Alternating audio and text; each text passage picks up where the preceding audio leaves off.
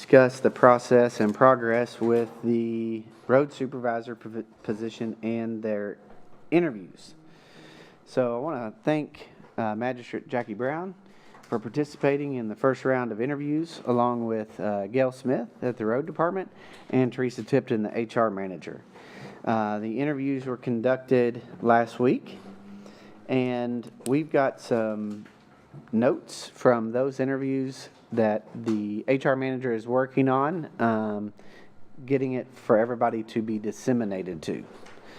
So in that process, it was a very thorough and successful screening of the candidates, interviews, and actually I think probably included a lot of the personnel committee type interviews in that round. So if you all remember last personnel committee meeting, we discussed having 3 rounds: screening round, personnel committee round, committee of the whole. I'm going to recommend that we move directly to the committee of the whole for the final interviews. That could be as many as 5 and as few as 3 interviews, I think. But that's a decision of the court on who you all want to finally interview. So I'm going to recommend that on Monday, March 16th, starting at 1 p.m., we hold a committee of the whole for the purposes of personnel to do interviewing of candidates for the road supervisor position.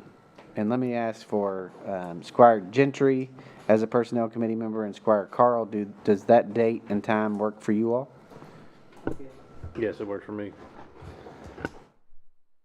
And so if we had 3, it'd probably be roughly 3 hours, between 2.5 to 3 hours total. Yes, Squire Brown. I'll be in the hospital for a while Monday. They're going to put me to sleep, so I won't be able to come. Okay. Are you good with us proceeding? Yes. Since you had the opportunity to interview all the candidates? Yeah, you got some good candidates, so. Excellent. About as good as I reckon we've had That's great. since I've been here. That is great. If you're okay with that, Squire Brown, Yes. then we'll conduct the interviews with as many members of the fiscal court that would like to attend, and then that does away with that interim stage that I proposed last time, which was a secondary screening. So Monday, March 16th, 1 p.m. will be the beginning of committee of the whole for the personnel actions. So we will go into closed session clearly. One thing that we may also do is there may be a personnel order just to reflect the interim nature of the current road supervisor's position. As the department director, we'll discuss that more if we need to do that on Monday. But other than that, I would not anticipate that we would make a decision on Monday, but that we would meet, convene, conduct the interviews, and then move forward with that process to have an appointment by the Tuesday, March 24th meeting of the fiscal court. So that being the process, I'd like to open up the floor for any questions or comments on the process. Anybody have any questions? Anybody have any issues with the timing or the meeting? I would also note that we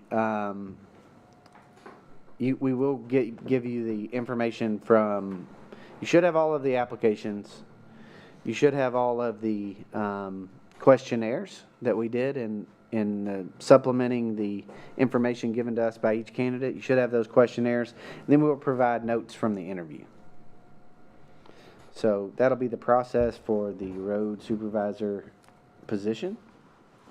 Judge, Yes. how will we determine if we're going to do 3 or 5 candidates? That's a good question. What I would say is everybody received the notes and information from the screening committee that did the interviews. And then I would request that you submit names of folks you believe need to get a final interview. And if there is a consensus on more than 3, then we will extend that opportunity. If it's less than 3 or up to 5, then we'll make that determination. I think we can, not on the basis of the candidates, because I haven't fully reviewed the notes from the screening, but just on process, I think we'd be better to have 3 if we could get it down to that many. Anybody have any questions on that? Yeah, one more question. When do we need to submit our candidates that we believe need to interview? Could we, I think maybe. Because they're gonna need notice to come in here as well. Yes, that's exactly right. Would Thursday be too soon? I think Thursday'd be fine. As long as we get, their questionnaires that was asked during the, interview process pretty Yes. soon. I think that'd be fine. Okay. That's what I'll recommend, that if you have any preferences, please submit those to myself or the HR manager by Thursday. And we will notify candidates of interview on Thursday. So Teresa, if you would please make a note of that. We'll make sure to inform everybody as of Thursday. And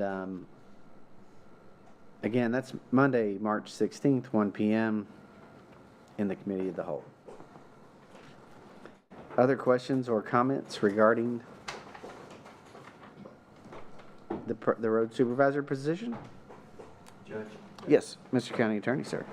Judge, given the time frame within which this is going to hit for the successor fiscal court, statute says that the supervisor road engineer shall serve a 2 or 4 year term in the discretion of the court, beginning with the second Tuesday in January of an odd numbered year. Well, obviously, we can't wait until January of 27, but if the hire is to be made, say in the next month, then the initial term, it looks like, would only be a year and about 8 months. Since the court can do 4 years, I think you all need to be thinking about the hire. You still have to give the successor fiscal court an opportunity, which you would be doing.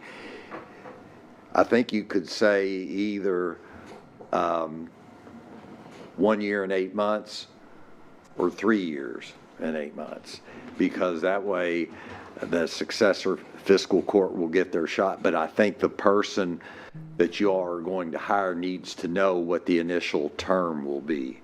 So since the statute does say, for whatever reason, it's the second Tuesday in January of an odd number year, and it can only be for 2 or 4 years,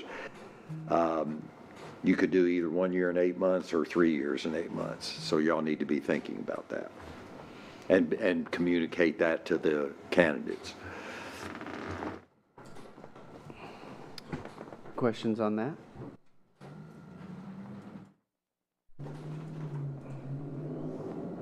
We do have a personnel order, I believe, for the court.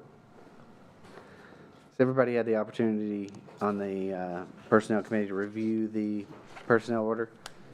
Is there a motion to recommend that to the full fiscal court for approval? Motion by Squire Carl, second by Squire Gentry. All those in favor, please vote, signify by saying aye. Aye. All those opposed, nay. And the personnel order is recommended.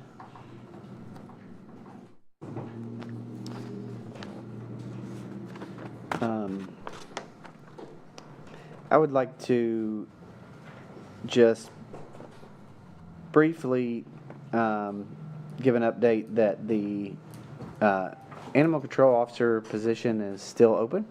We haven't had the opportunity to finalize that quite yet. We are still seeking applicants, but I just wanted to update the court on that. Also, the road department reorganization is also something that will be considered as part of that road supervisor hire, so that we can make sure to reorganize the department in a way that sets it up so that the new road supervisor has the ability to come in and keep and hire people. So that'd be something to look forward coming down the road. So any questions on any other personnel committee items? Seeing none, I will deem this meeting of the Woodford County Fiscal Courts Personnel Committee adjourned. And we will reconvene in the Budget and Finance Committee. Madam Clerk, would you please call the roll? Squire Taylor. Here. Squire Barner. Here. Squire Carl. Here. Judge Executive Case. Yes, ma'am. Thank you. All right.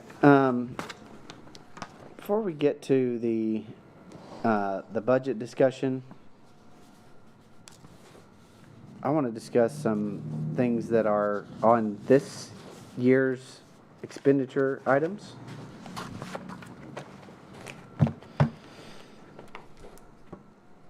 So I think what I want to do, I know we have some of our friends here from the United Way, and out of respect for their time and coming to our Budget and Finance Committee, I would like to, if you all would like to come first and present on the Waypoint and United Way and the work that you all are doing in Woodford County. Sure.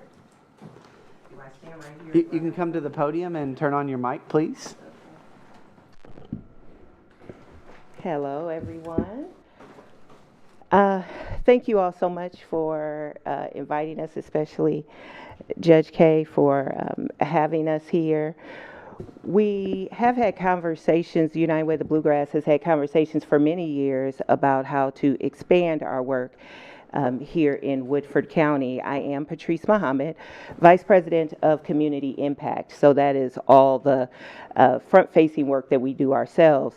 So some of the work we're already doing in Woodford County would be our 211 service.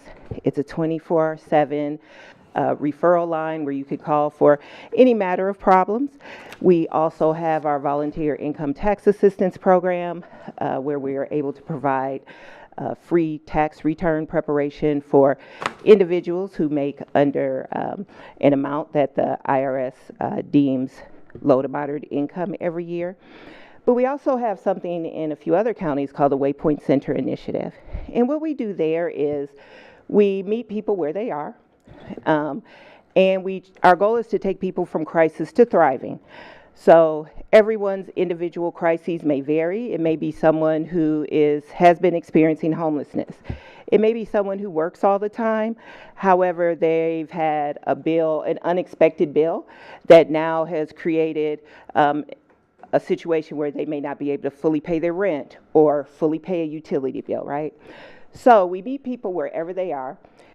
We can help them fix that immediate crisis, and hopefully they'll want to stay with us and work all the way toward some goals, something thriving, right?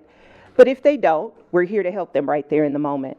So I really appreciate what you all are doing here in Woodford County, really looking at basic needs and safety nets, because very often people are just one emergency away from experiencing homelessness.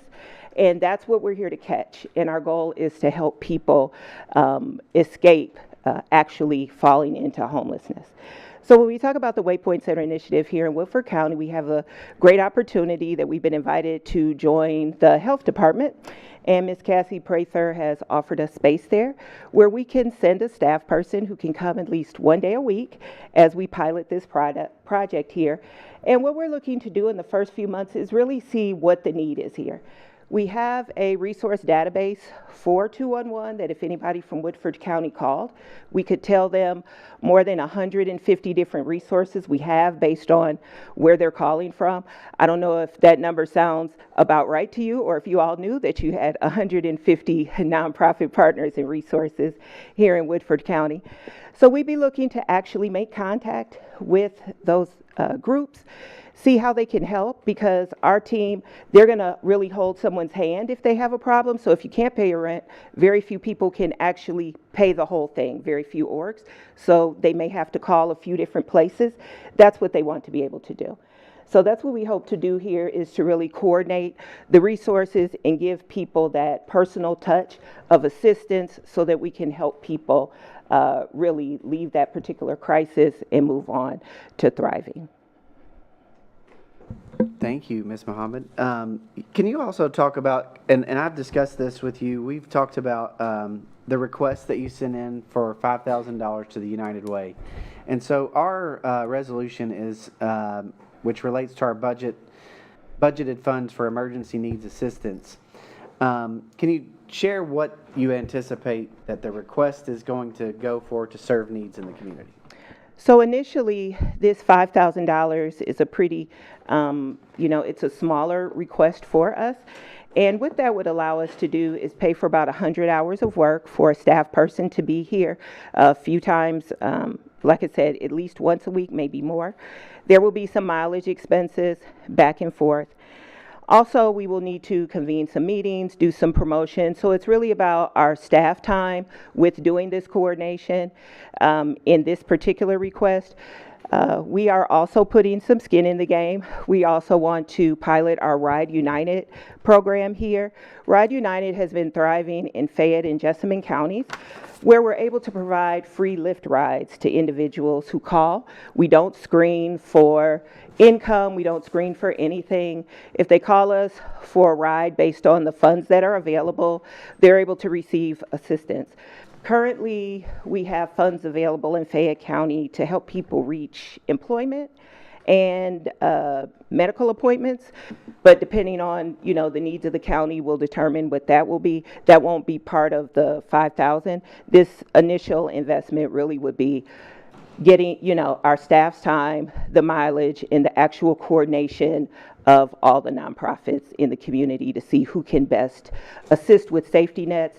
Then it also helps us guide our investments here in the county. That we invested $15,000 in nonprofits here last year, and based on these needs, it will allow us to see where the most need is and which nonprofits to invest in. And the work that this staff person will be doing is working directly with citizens of Woodford County in need, correct? Absolutely. In those 7.5 hours a day, each week that they're here, they will be meeting directly with clients at the health department that we would have found however we normally would find them, but also the health department staff will be directing clients to us. I don't know how familiar you are with the social determinants of health, that often when they're meeting with people and they say, okay, we've always met with you, but now your blood pressure is really, really high. And then when you talk to them, you find out, I can't pay my bill this month, I'm doing this. And then they say, oh, we've got this help for you here. That's what we hope to do there, and work with, I believe there's a case manager at the police department, other ones that will refer. They will be doing that directly, and then we expect some additional time where they would also come and coordinate among the nonprofits. Great question, thanks for asking that. Thank you. I knew from our meeting, but I wanted to make sure that everybody understands, because we do have a resolution related to emergency needs assistance, and I wanted to talk about how you all fit into that. So let me open up the floor to members of the Budget and Finance Committee for any questions of the United Way, Ms. Mohammed, or any questions in general about what their role would be in the Waypoint. I see familiar faces here from the ASAP meetings that we've been attending and just people around town, so we're very glad to be here. Well, thank you. Thank you for being here. I want to also share that the Waypoint is it's an identified need in Woodford County as far as a structural need and serving needs. Woodford County has to your point, 150 nonprofit resources. Those are very diverse. Those serve many different areas and agencies and needs. And we have always wanted, I know Mayor Troggett, prior to the current mayor, Mayor Dake, looked at having some, we initially wanted to call it a one-stop resource to try to help people get help. And then United Way came along, and you all have this Waypoint idea, which I really think fits into a gap in service needs in the community. And so we're excited that you're going to be at the health department. We're really, we originally wanted to have like a big place somewhere that people could generally convene. But I think the health department, as a pilot project and starting this out, is going to be an excellent location for that. We agree. We have, the Waypoint Center initiative is about 6 years old. And initially, we did design it to be a one-stop shop.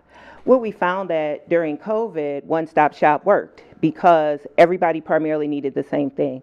However, now the social services research shows that one-stop shops are effective with people leaving incarceration, that there are several different things that they would all need in common, and a one-stop shop makes sense.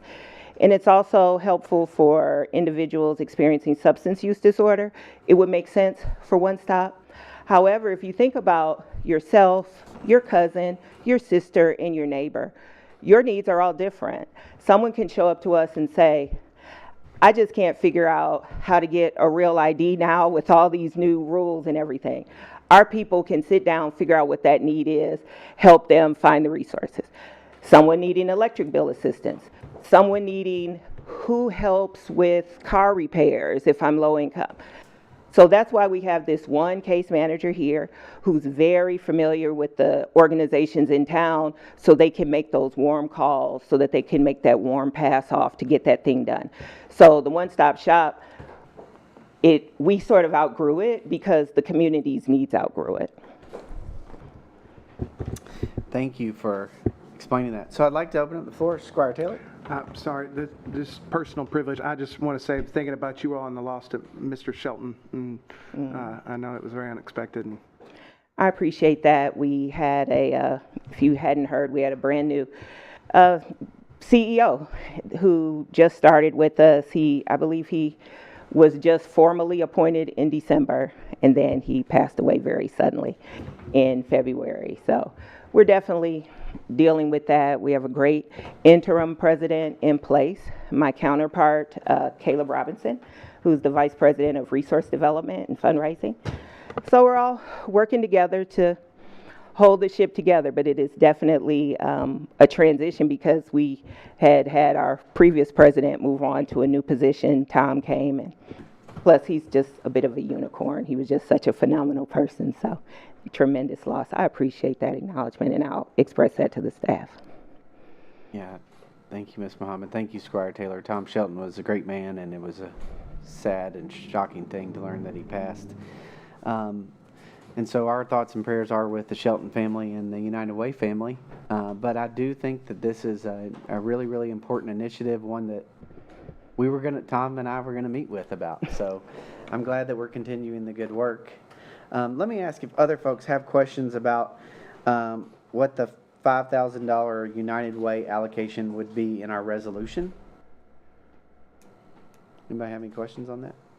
No? Well, thank you for being here. Thank you all so much. Michelle, thank you for being here as well.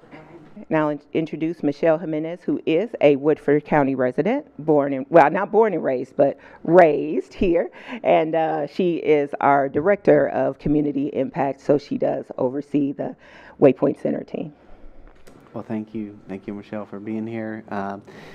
So we will take up this resolution ultimately in the full fiscal court. You all don't need to wait around for that. But thank you for coming and thank you for your time.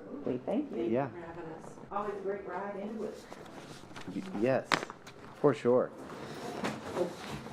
So let me continue the discussion on the emergency needs assistance resolution. I would draw your attention to a couple things.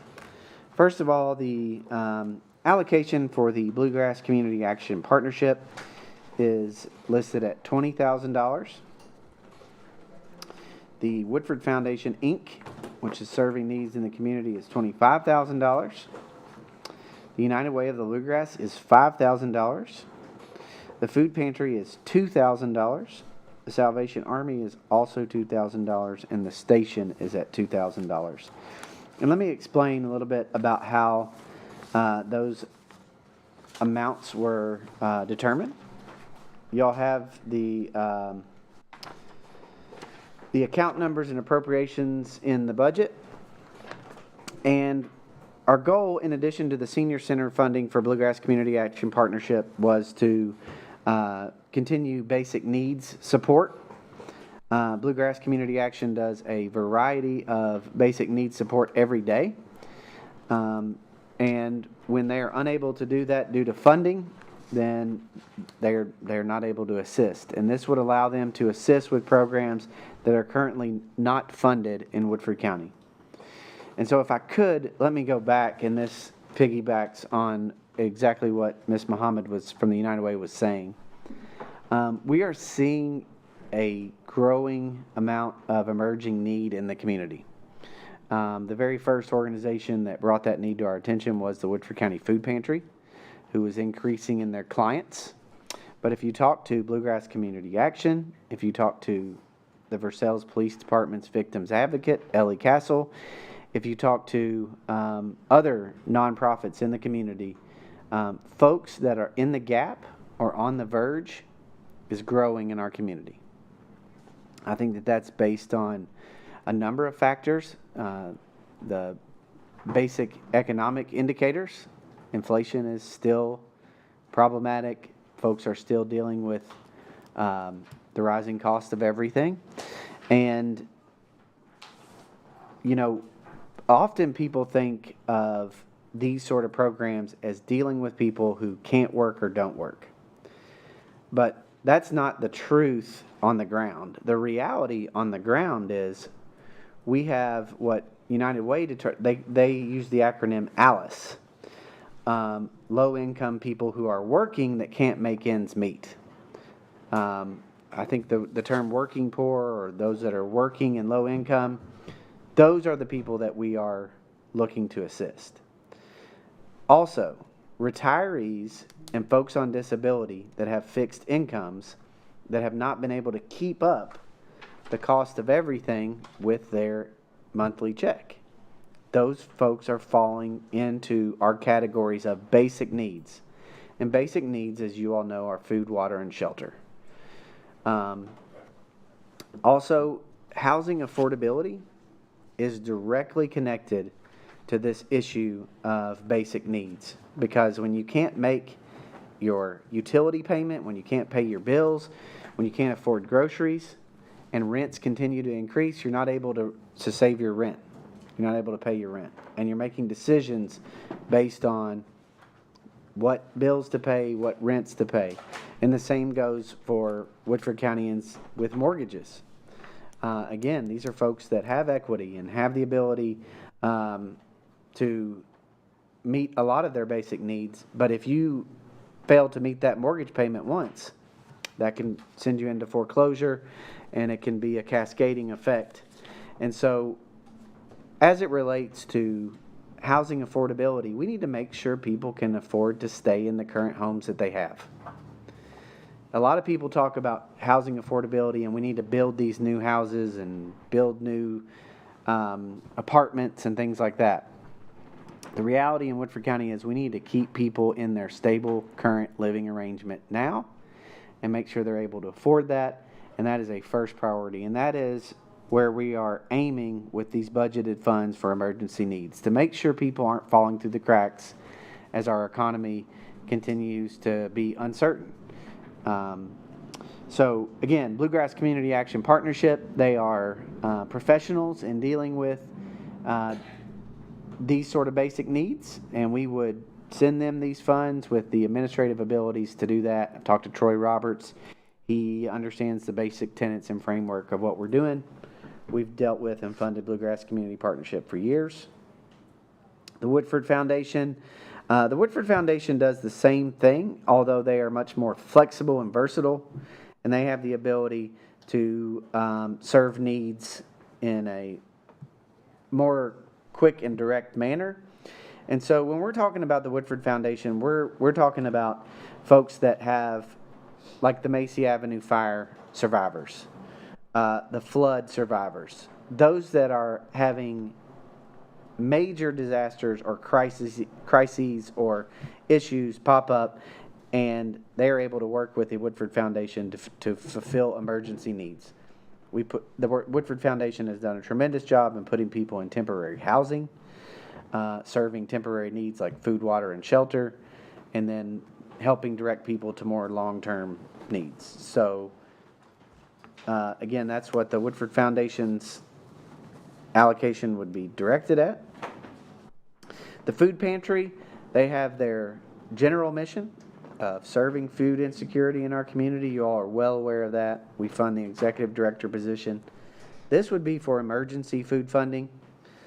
We would ask that they try to prioritize that $2,000 allocation in our budget for that. We're seeing that need, they're serving that need, and we're going to come behind and help them with a small allocation to bolster that in case it's needed.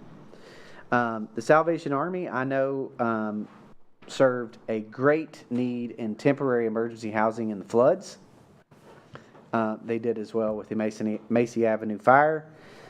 This would basically help them to, if another need pops up in the between now and the fiscal year, that they could serve that need quickly.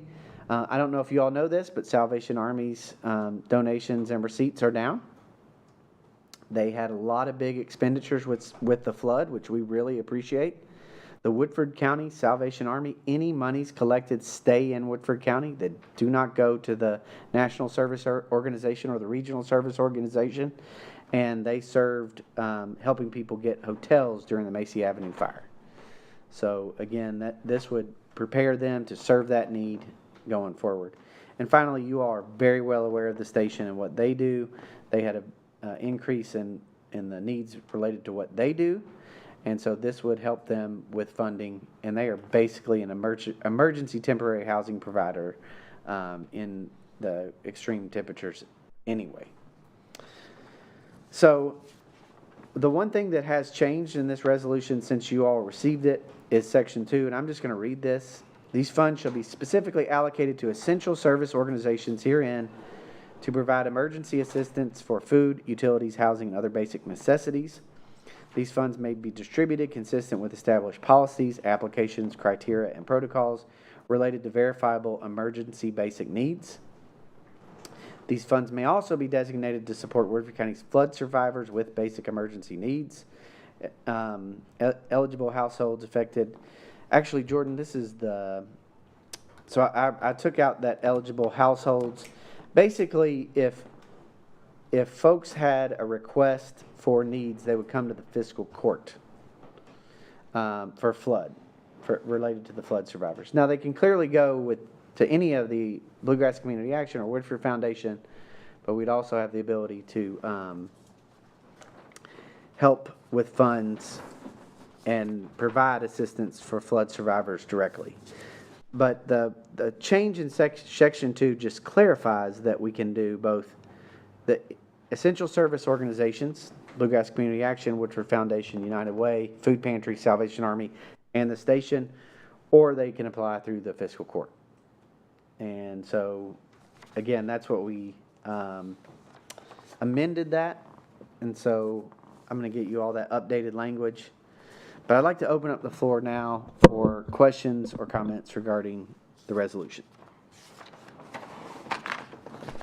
Squire Varney, you recognize. The folks that apply to the fiscal court, would we direct them to the entities that we're talking about on the sheet, or would we directly deal with their needs here? So essentially what I'm proposing is that the fiscal court could come up with a program dedicated to serving needs, of which they would apply for the program and receive funding for the program.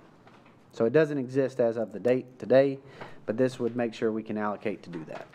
Thank you. Good question. Thank you. Other questions?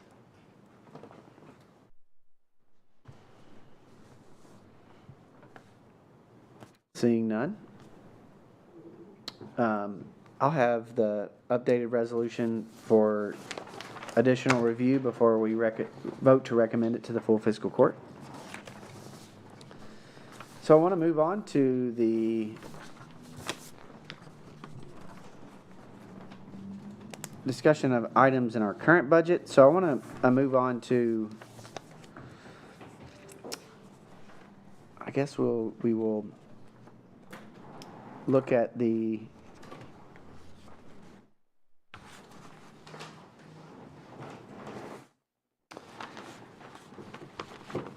Director Chandler, you want to talk about the emergency EWP buyout program, grant agreement, and Microsoft licensing, just to move that forward for us? Yes, sir. Do you have a preference on which one we speak to? No, you Quick. can just be general, just to give the update for the committee. Okay, the Microsoft agreement is somewhat of a routine renewal. Microsoft does their licensing on 3-year cycles. So we're concluding the 3rd year of the old agreement that was approved previously. There is a modest price increase. We also went up a few quantity of licenses due to more employees using .gov email addresses. And this is one of those where we can't tell Microsoft that we're not willing to pay the increase. Our only other option would be to switch email platforms, and that may be more of a burden than the cost increase actually is. So it'd be my recommendation that we renew with Microsoft for the 3-year term. This is a state price contract amount. It goes through a company called Insight, which holds a master agreement with the Finance Cabinet. Questions for Director Chandler thereon? Seeing none, please proceed. Judge, we received last week an award notice and a grant agreement for the Cabinet for Economic Development. At the court's last meeting, they would recall a revised resolution of what related to the match and the application that we submitted. So I'm pleased to report we did receive that grant award that we were very optimistic about. And this is, hang on, there's a lot of pages here. $2,761,744. So that is representative of a little less than 25% of the overall project costs. The USDA is contributing 75% toward the buyout program, which will net the county's responsibility to just 5%.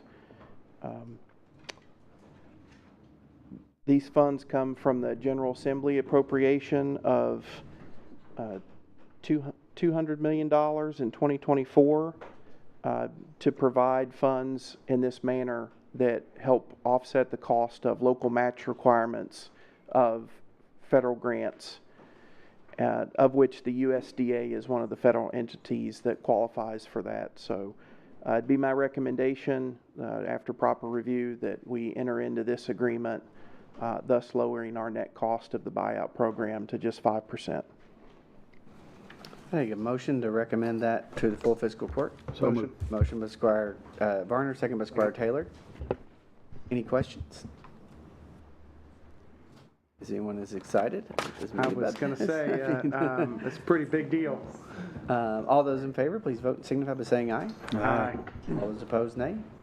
That motion carries. Judge, I would like to add, this is a reimbursement basis, so as we incur the costs, we would periodically file for the reimbursement, just as we will with the USDA. So there will be some outlaying for the acquisition of properties, but they're indicating in this document that it's a relatively quick, as far as the state's concerned, 30-day turnaround. Excellent.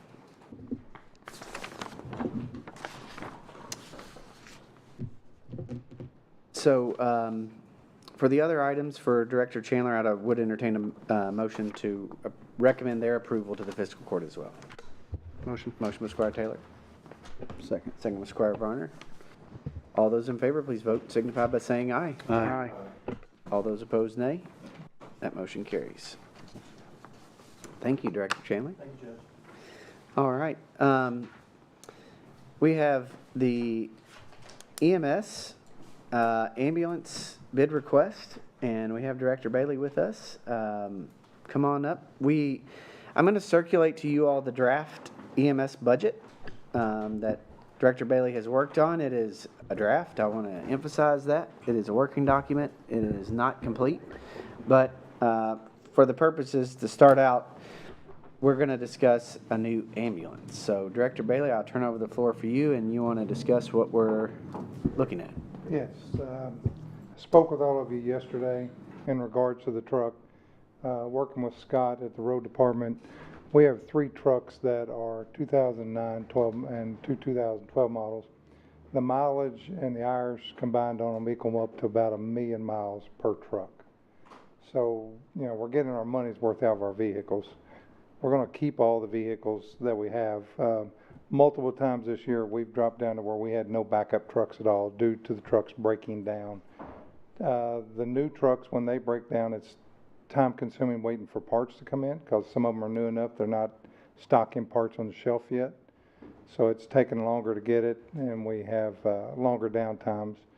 So what we're trying to do is, by asking you all to kind of pre-approve the approval of a truck, is get us to where we can go ahead and get in the bid process now, where we can advertise for bidding for a new truck, and that way when we go into it, we'll be about 5 months ahead of it to where we can get it, because they're looking at anywhere from 16 to 20 months to get us a truck back, to build a truck. So it would be coming out of the 26, 27 budget cycle to pay for the truck. But there's just, there's no truck setting. Spent all day today looking to see if there's anything out there that we could get that we could do a demo on, or if we could try to refurbish the trucks that we have. But it's just, there's not a lot to it. And if we keep the extra truck, we can put it in the high school for that program. It'll be stored inside the building to where it's out of the weather, but it's accessible to us whenever we need it. If we drop 2 trucks, 3 trucks that go down, and it just benefits us that way. There's not a lot of extra cost upkeep to maintain that truck to keep it up. It's paid for, and the maintenance would be very minimum on that at that time. So our big ask tonight is to help us speed that process up, to determine if you all, I'm not sure, I've kind of mentioned it multiple times to everybody about needing vehicles just because they're wearing out. Our run volume has increased, so it's just a lot more miles. So we're just trying to speed that process up and be able to lock it down, and possibly at the end of the budget cycle this year with the manufacturers, there's a potential that we could get lucky and get a chassis that hasn't been purchased and built on, that we could speed it up to where we could potentially get a truck by, February, March, April of the following year. All right, I'd like to open up the floor for discussion of the new ambulance that we need to purchase for the EMS service. Mr. Barber. Thank you, Judge. Yes, sir. Freeman, I know we refurbished one of our boxes and put on that last chassis. Yes, sir. Would the need be for that truck to be at the high school, or could you look at that side of it too? I can look at that side of it, but where the manufacturers have pushed the volume of those out there like that, they have raised the cost of that to where it's almost better to buy the new truck because you get the full warranty of everything, as opposed to the refurb of it, the box. Our big thing is the trucks are older, they're breaking down more frequently, is we get to that point where we don't have a backup truck and we have to wait for other counties to come back us up and make runs. They're all busy as well, so they're not able to cover us as often. So we may be waiting for, a while before we get a truck. And I just wanted to be able to have an avenue to back that up. Not so much that we need it for the school, because I can always take one of the other trucks over. It's just keeping that truck in the fleet. As Scott says, we're better to have that one extra, because we're at the point now where our volume has increased. We're keeping 4 trucks steady all the time, not the 3 that we have on duty. We're constantly sending out a 4th truck on calls because we're keeping 4 trucks busy. And when they go down, then I just, like right now, I've got one of the newest truck that we purchased. It had caught on fire, as y'all remember. I still don't have that truck back. The other one that I had remounted had some wiring issues that they had a problem with, and it also had a paint defect from the manufacturer that we had to send it back to Texas, and so they had it for months redoing that. So it just kind of pushes us backwards. So we're at the point where we need the extra truck, but it might be better to save this truck for now and potentially at the next turnaround phase, then do that. Take that same box and have it refabricated and put on another chassis, if that cost comes down. But if you look at the price of them now, you know, to redo the chassis and do that, we bought the last one at, I think it was 252,000, somewhere in that range. You know, that was minus, we already had the stretcher and stuff. The reason this one's up a little higher is because we're gonna add that extra stretcher system in to where they all match each other, to where we can not have to try to, if truck goes down, you can't put that stretcher in there. So that's the reason, that the stretcher system and loading system is $71,000. It's amazing what the cost of stuff is anymore. It's just, you can't, Right. they're not worth it, but that's what they cost. Thank you, Director Bailey. Yes, sir. And Director Bailey, you want to just kind of go over a little bit of what you think the estimated cost is going to be, what the estimated timeline is going to be? I know you've touched on this, but Right. just for the record. The timeline right now that they're telling us is anywhere from 16 to 20 months is where they're looking, after we lock in the bid and we sign the contract with them. That's what it'll start. The cost of the truck and with the loading system, the stretchers and everything, is around $293,000, or, wait a minute, may I give you the wrong number?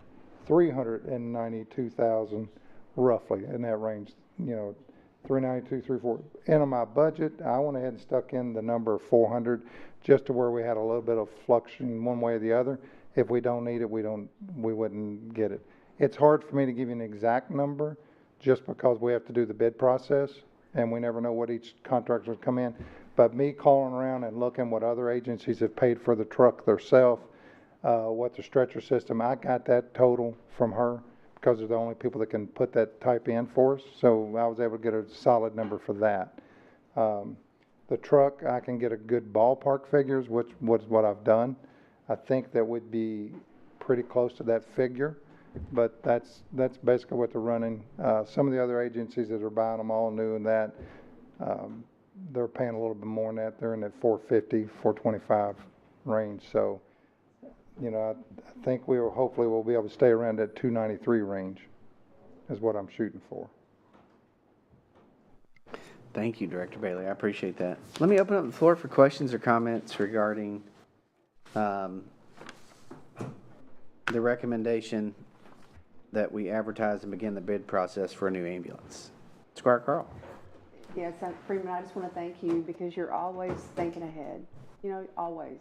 And I'm just glad that we have you to do that, because we just don't ever end up where we're like this, needing this, and it takes 16 months to get it. I mean, it's nice to have that forward thinking, and I just appreciate you. And I know that everyone that works with you appreciates that too. We try to look forward as far as we can, and also be as cost saving as we can, because we realize our equipment that we have is expensive. I mean, when you put EMS on it, they just raise the price to the roof.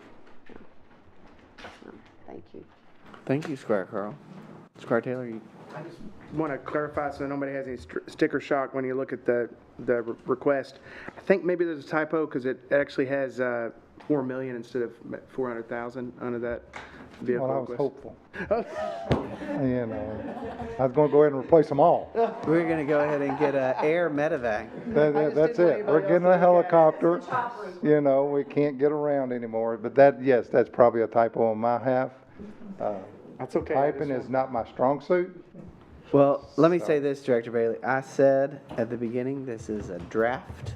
Yes. It is not for dissemination. It's a working doc. It's to show you guys the process. You all have, we all have done this for several years now, and I think it's easier for you all to look at the iterations rather than just see the close to the end product and say, how do we get here? Again, we have not gone through our internal process except for meeting with Director Bailey and talking to him about it. So I just didn't want anybody else to change. look at the email and then think that it was different. That's a very expensive truck. That'd be very nice, but no, that's just a typo. All right. So I do need a motion to advertise and begin the bid process for a new ambulance as recommended by EMS Director Bailey. Motion. Motion by Squire Taylor, second by Squire Carl. Are there any other questions or comments from any members of the committee or the court? Seeing none, all those in favor, please vote and signify by saying aye. Aye. All those opposed, nay. That motion carries unanimously. Thank you all. I just want to, and Director Bailey, you're good unless you have anything additional? Not unless you want me to talk about the billing improvement. Actually, since we have you, yes, let's go ahead and do that. Thank you. Okay. I sent out to you all this morning and got all the data back from where we're trying to change our, we've switched over our billing company. We all approved that.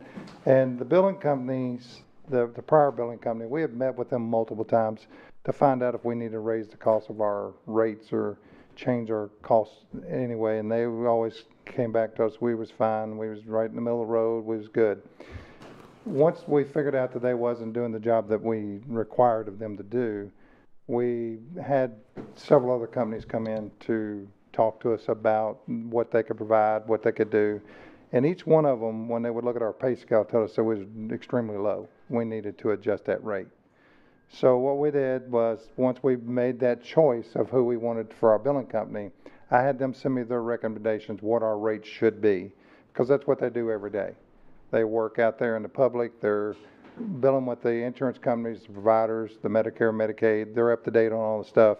And they sent back a recommendation. And it was the first sheet that I sent you on our letterhead that said current rate scale. That's what we currently charge. If you look at the advised rate scale that they're advising us to switch to, it's almost 50% of an increase. If you read the sheet of paper that I had included that had done the comparisons with them, they explained that it's really not going to affect our Medicare, Medicaid patients, the ones with the HMOs and stuff like that. It's only the commercial billers that they're sending these rates to. The people out there that the different insurance companies, this is what they're used to custom paying. This is what they're going after to help absorb the losses that we get from the other ones. Because with Medicare, Medicaid, if I bill $1,000, I'm doing great if I get 300 of it. The commercial billers, if I'm billing that same $1,000 at $1,800 or $1,900, and then I'm getting from them, 3/4 of that's helping absorb the cost of the ones that I'm not getting paid for. They had also included some other items in there. The company had advised us, once we made our selection, that every company they've ever picked up as a new client, their revenue has always went up. I can't predict to you if it's going to go up $10,000 or $500,000. We know that it's going to go up substantial from what they're telling me, and that's without even these rate increases. It's going to, because they can bill quicker. This is all they do. They have a better system. So they assure us that we're going to see an increase in our revenue going into this. It's just depending on how much. Other agencies that our size, with about the same run volume, have seen anywhere from $150,000 to $300,000 increase in their first year with them. So that's what we're hoping to see as well. And again, it's not affecting our customer base, our patients, our citizens of the community. It's just, this is what the commercial billers are paying, as you all can see in her comparisons that she sent to us. So that's a good thing that, it's going to go up. As you're all seen on the budget line item, I'm working with Melody on that line item for our billing. I did not change that number. We're going to get with Melody because she's been working with me on these to increase that number up, because I had no clue how to adjust it. Because what in our billing line item, it's how much, we're actually collecting is what that's based off of. So it was like, how do we guess at this? I didn't want to. So we're going to push that number a little bit up and elevate it. We'd rather be high than low. But, like I said, we're hoping to see a substantial increase in what our revenue coming back into us is. So what we're asking for tonight is for you all to approve the new rate chart to where the new billing company can start building the software for our billing process is when our calls come in May and they start doing that, they can start billing this out at the new rate and not have to go back in and redo everything right before they start. They want to get all the kinks worked out, everything straight and organized ahead of time.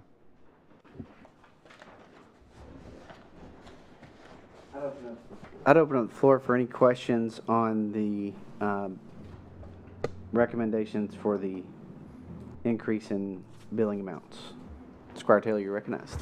I was just going to say, I was for the new ambulance before hearing all this, but obviously that opportunity to offset that additional cost is pretty spectacular, and I really appreciate your diligence on this, because we're not in the business of making money for the county, but Right. Being fair and competitive on our compensation is only appropriate. And looking at those other counties, I really appreciate that due diligence you did as well, for us to know that we were way behind, and we were leaving money on the table from these insurance companies, and I appreciate that work. Thank you. We're hoping that, this will be a good partnership. We went to a meeting with them last week, Monday and Tuesday. Very promising on what they've provided us, the things that we could have been doing in the past that we never was aware of. So we've learned a lot already, and we hope to see this to help. Because I told them the exact same thing you did. We're not looking to be profitable. We're not looking to have more money than what it costs us to run the service, but we don't want to be in the hole either. If the money's out there and the insurance providers are paying this, then this is what we should be billing. And like I said, as you all notice, it's almost a 50% difference in what we had been billing. And Larry, thank you for suggesting getting the comparison for you all to look at. I talked to Larry and he's like, can we get a comparison what other counties are doing so we make sure that we're coming up with that number, not out of the air, but legitimate. So they were very quick to be able to provide that. Squire Varner, sir. Yes. Director Bailey, this new billing company, will they help you collect too? I mean, after they bill? Or Yeah, do they do it stay on top all. of We it? touch no money. Yes. Nothing comes to us. It all goes to the billing, and Melanie will be working hand in hand with them. They are driving her crazy right now. She does. Yeah. But they are, they're very attentive of what they do. I had the conversation with them. I said, if you see something that we're not doing properly, don't wait 6 months to call me. Call me that day. 24 hours a day, 7 days a week. Let us know now so we can address it and fix it. They've been very professional about that, on how they do things. We will still be using our third-party collection agency that we currently use. They have a contract with that same company, so that will be a smooth transition there. We've tried to get way ahead of this after signing to where we've dealt with them daily to make sure that we can get everything to where when we start in May, it's smooth and clean. Yeah, and I know some get slow. I just want to know if that they help you Yes, continue absolutely. to get They're that. on top of them. They Right. call Yeah. on a regular basis. They work with them. We'll still be able to work with our citizens. Right. We have some of them that are, that struggle to pay because their finances are low. Right. The court has already given us permission in the past to be able to work with them to make payments. They're willing to do the same with us, with those patients, to continue the same quality of service that we've been giving and be very attentive to, our patients' needs. Thank you, Director Bailey. Thank you. Thank you, Director Bailey. So we'll take that up in full fiscal court. Is there a motion to recommend the billing changes as presented? So Motion by Squire Varner, second by Squire Carl. All those in favor, please vote and signify by saying aye. Aye. All those opposed, nay. That motion carries unanimously. Madam Clerk, you want to give a brief overview of the Civic Plus proposal for the agenda and meeting solutions? If you would. Well, I sent out a quote from Civic Plus for some upgrades to our website that Drew and I have currently been working on. It's agenda and minutes management solution, and this is mainly to streamline our workflow right now. This would bring our agendas, our minutes, all the supporting documentations onto the same platform pretty much. Everything that currently is being sent out is used in a OneDrive folder, a Word folder. You have printed copies in front of you. You don't always have the most up-to-date versions. We've seen that tonight with the resolution. This would help with accuracy and efficiency and definitely transparency. Everything would be in one spot, located on the website for the public to view, for the court to view, for the press to view. We, last year, for calendar year, just some numbers, we did 40 agendas or notices. And with that, there's at least 30 sets of minutes with those. And that's just a way that I think that we could justify the cost of our reoccurring expense annually for this upgrade. I know Drew has some points that he may be able to touch on as well. And we could also use this for safety committee, internal committees as well.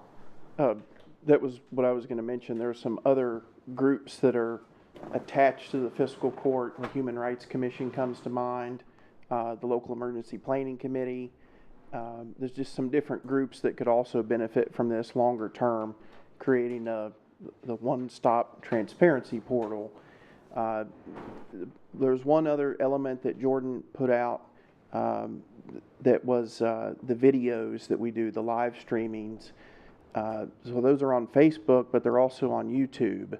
And so these meeting minutes and agendas, when you go to an agenda item, there will be a timestamp so it can click ahead and advance you to that point in the meeting where that item came up.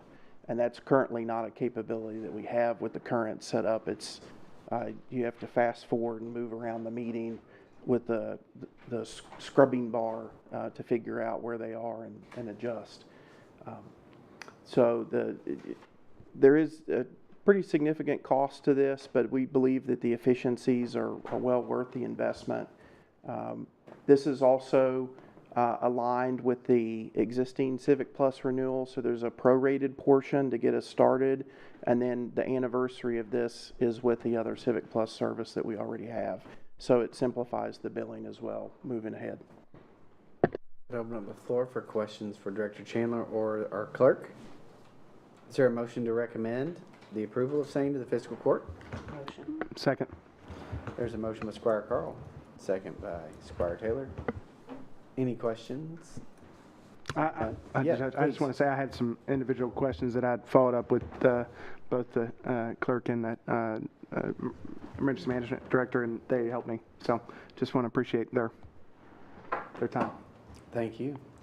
And, I think this will also help with workflow and work management. We're doing a lot. We're about to talk about young and new farmer grants, which puts a lot on the clerk and our administrative abilities. We received several open records requests as of late, and those are time consuming upon the staff. So this will help us be able to get to our website needs and put things out quicker. So with that recommendation to the full fiscal court, the motion on the table, all those in favor, please vote and signify by saying aye. Aye. All those opposed, nay. That motion carries unanimously. I just want to make you all aware of the Still Cemetery request. It says Still Road Cemetery, but it's actually the Steel Cemetery on Tyrone Pike. So there was a discussion with the cemetery committee about the removal of trees. You all have seen the receipt from what they've gotten that to us. I need to check in with the cemetery committee and their request and expectation. I just want to make you all aware of this request in the Budget and Finance Committee. That's why it's on the docket. And I'll provide you more information as we go forward. But I would like to move on to the aforementioned Young and New Farmer Grant Program as budgeted, as we've had in the past. We have the Young and New Farmer Grant Program application criteria and guidelines before you. We'd like to open up this program. When we open it up, we have been, we have had the request of the screening committee to add a little bit more information. And the specifics of that information, I think, are really insightful. Squire Varner, providing detailed funding of their request, their location of farming, all that sort of stuff. There were some questions about that we had to get to the bottom of exactly what people were doing and how they would be using the funds, and we were able to do that. But this will provide that information on the front end. I think this also will narrow the scope of the program just slightly, so that there may be a little bit more strict, more strict criteria in who is eligible and will be able to be served by this program. So, Squire Varner, let me recognize you for questions and comments. Yes, Judge. I wanted to add one thing to that. Yes, sir. As we do the CAPE program out at Extension, I'd like to see us open this up, and then for new applicants, the applicants that applied and received the award last time, I'd like to see us start off that the criteria would say, we'd fund the new applicants first. Okay. Before we got to the, to the reoccurring, the folks that drew before. That way we'd let everybody know that come and apply. Thank you. I think that's a worthy recommendation for consideration. As far as the Budget and Finance Committee is concerned, you all have any preference, comments on the recommendation by Squire Varner for a new applicant priority, seeing as the previous applicants have received funding? Is there any objection from the committee for including that in the application? Seeing no objection, we will include that, Squire Varner, as part of the grant program and criteria. Thank you, Judge. So with that addition, without objection from the committee, is there a motion to recommend to the committee the approval of the resolution, application and criteria? The resolution does not include the deadline to apply. So the resolution does not have the deadline? Open. I don't know what you all wanted to make the deadline to be.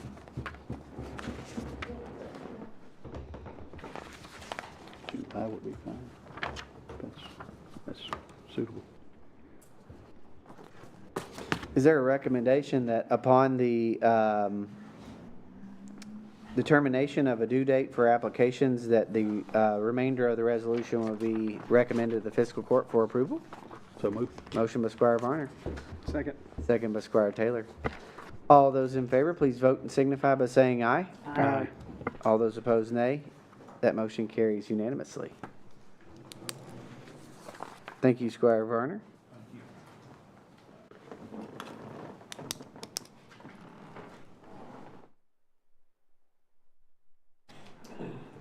So I'd like to move quickly to the fiscal year 26-27 budget discussion. You all received the budget from the Emergency Medical Services EMS, presented by Director Bailey. Again, that's a draft.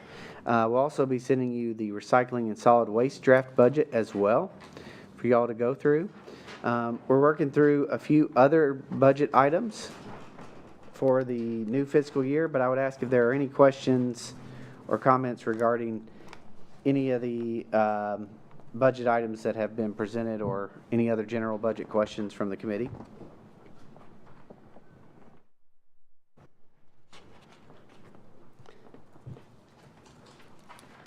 Seeing none, Madam Clerk, Madam Treasurer, did you want to, I think we do have Gail Smith from the Road Department here as well. Did you want to go over the Road Department truck orders and status? Could you do that for us, please? Something I wanted to make the committee aware of. So I think you all received this spreadsheet. So it looks like we have trucks that we're still waiting on the parts to kind of be put together. So we ordered a dump truck, a single axle dump truck in the 23-24 budget that is now in the process of getting the other parts put on. We did the same thing for 24-25. We ordered a truck. We're still waiting on the other parts to be put on. So the part that's highlighted in orange is what we have actually paid for the chassis. but we're still waiting on the other, and we're not exactly sure when we're gonna be invoiced for the remainder, because we don't know when they're gonna be completed. So we just wanted you to be aware, because at this point, you know, we've carried it from the 23-24 budget to the 24-25 budget, and it's possible we may have to carry it forward to the 26-27 budget. So we just wanted you to be aware of what was going on with that as we move into the new budget cycle, especially if we end up needing to order more trucks. And as Madam Treasurer mentioned, we also are in need of these trucks with the current ice storm that we just went through. It would have been very helpful to have some newer equipment, specifically some of these larger tandems and some of the other trucks to replace some of our older trucks, which is another testament to the job that the road department did, working with the older equipment and getting the job done. But these have been on order. It's not something that the fiscal court or the road department is behind on. In fact, again, as you mentioned, we're going all the way back to 2023 in these orders. And, you know, that's one of the issues that you deal with both bidding out and using a state contract to get trucks. In the private market, we could have got something fairly easily, but we want a good deal. You know, they're still, although they're very costly, it's still a really competitive rate for all of these trucks. Well, we run into the same thing with the ambulance. It's just a long build out. So, and I do feel like they tried to plan ahead because they knew that the tariffs and parts were going to go up. So, you know, we did have an increase in price in the 24-25 because of those things. So it's not for lack of planning ahead to try to save us some money. It's a timing issue at this point. So yeah, we'll just use that $4 million from the ambulance line item to pay.